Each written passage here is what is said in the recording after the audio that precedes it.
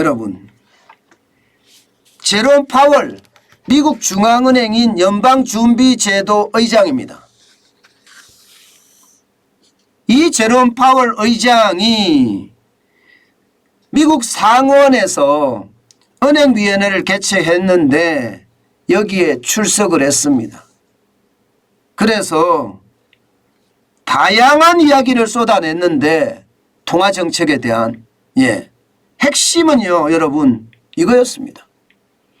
물가 2%로 둔화될 때까지 금리 인상 지속할 것, 이게 핵심이었습니다. 쉽게 말하면 인플레 파이터로서의 어떤 기능을 하겠다, 이런 얘기예요. 인플레이션하고 맞서 싸우겠다는 거, 인플레이션하고 전쟁을 하겠다는 이야기입니다. 이 말은 앞으로 지속적으로 금리를 올리겠다, 이런 얘기가 되는 건가요? 당장 말입니다. 지난 5월에 빅스텝 0.5%를 올렸고요. 6월에 자이언트 스텝 0.75%포인트를 올렸습니다.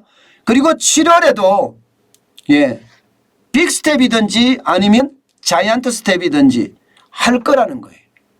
어느 걸 할 거라 밝히지는 않았지만 아마 소비자 물가가 발표가 되면 6월 소비자 물가가 발표가 되면 7월 27일이니까 그때 가서 빅스텝을 하든지 자이언트 스텝을 하든지 둘 중에 하나로 결정하겠다고 이야기한 겁니다. 여기서 중요한 것은요, 베이비 스텝이라고 이야기하는 0.25%포인트를 올리는 것은 언급조차 없었다는 사실이에요. 언급조차. 결국 말입니다. 고강도 긴축을 계속해서 하겠다는 이야기잖아요. 고강도 긴축을.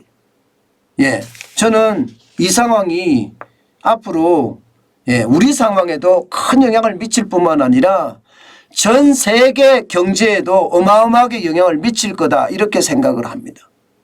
사실 미국 소비자 물가 장난 아니게 올라가거든요. 5월에만 8.6%예요. 지난 3월에 8.5%, 4월에는 8.3%로 떨어지는가 싶더니 다시 올라갔습니다. 지금 6월에는요 9% 이야기도 나옵니다. 9% 이야기도. 만약에 9%가 된다면요, 이것은 말이 필요 없습니다. 무조건 0.75%라는 자이언트 스텝이 일어날 겁니다. 그렇게 일어났을 때 시장에 대한 충격은요 클 거라고 저는 보여지는 거죠. 여러분, 미국은 지금 40년 만에 최악의 물가를 경험하고 있습니다. 그만큼 말입니다. 물가가 올라서 그만큼 성장률이 뒤져서 스태그플레이션의 악몽이 지금 되살아나고 있는 겁니다. 그러니 경기 침체도 어떡할 수 없는 상황으로 갈 수밖에 없다, 저는 이렇게 보거든요. 그런데 제롬 파월 연방준비제도 의장은요, 경기 후퇴는 없다 이거야.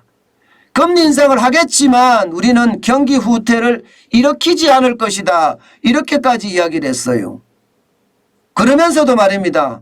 경기 후퇴 가능성은 존재하며, 참 이게 말이 말 같고 말장난하는 것 같이 느껴지는데요.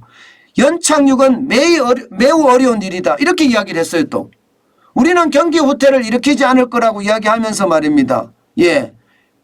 그러면서 경기 후퇴 가능성이 존재하며 연착륙은 매우 어려운 일이다. 이 말은 어떻게 생각하면 말입니다. 이게 시장에 혼란만 주는 것 아닌가, 저는 그런 생각도 해봐요. 사실 제롬 파월 연방준비제도 의장이 상황 파악을 잘 못했다고 저는 생각을 하거든요. 아마 여러분들도 기억하실 거예요. 물가가 일시적이다 이야기했을 때 저는 일시적이 아니라고 이야기했어요. 제롬 파월 연방준비제도 의장이 지금 뭔가 착각하고 있구나, 그 이야기까지 제가 했습니다. 사실 제롬 파월 의장이 일시적이라고 하니까 당시 한국은행 이주열 총재도 일시적이라고 했어요. 그리고 정부도 일시적이라고 했어요. 제가 모두 아니라고 했습니다. 제가 모두 아니다. 이것은 공급망의 문제이기 때문에 일시적이 될 수가 없다. 수요 측의 문제였다면 이게 금리를 올리면 사실 소비자들이 물건을 덜 사거든요. 그렇기 때문에 일시적이 될 수가 있습니다. 그러나 공급 측의 문제는요, 내가 통제할 수 있는 변수가 아니다. 그렇기 때문에 이게 일시적이 될 수가 없다. 제가 그렇게 계속 말씀을 드렸어요. 실제로도 그렇게 일어났고요.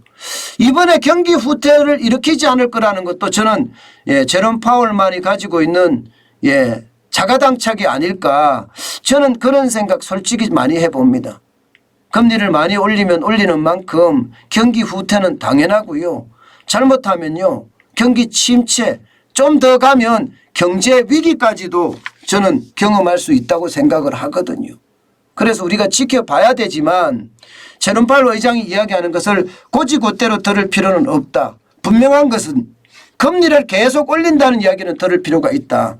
이렇게 우리가 정리하는 게 좋을 것 같습니다. 시장도 말입니다. 제 이야기를 어느 정도 동조해 주는 느낌이에요. 왜냐하면 다우산업지수가 계속 올라가는 모양새를 취하다가 결국은 내리막으로 마감을 했습니다. 0.15%가 떨어졌어요. 물론 3만 원 지켰습니다. 3483.13으로 마감을 했어요. 47.12포인트가 빠졌고요. 그렇지만 전체적으로 주식시장의 어떤 내림세, 대세 하락세는 저는 지금 존재한다고 생각을 합니다.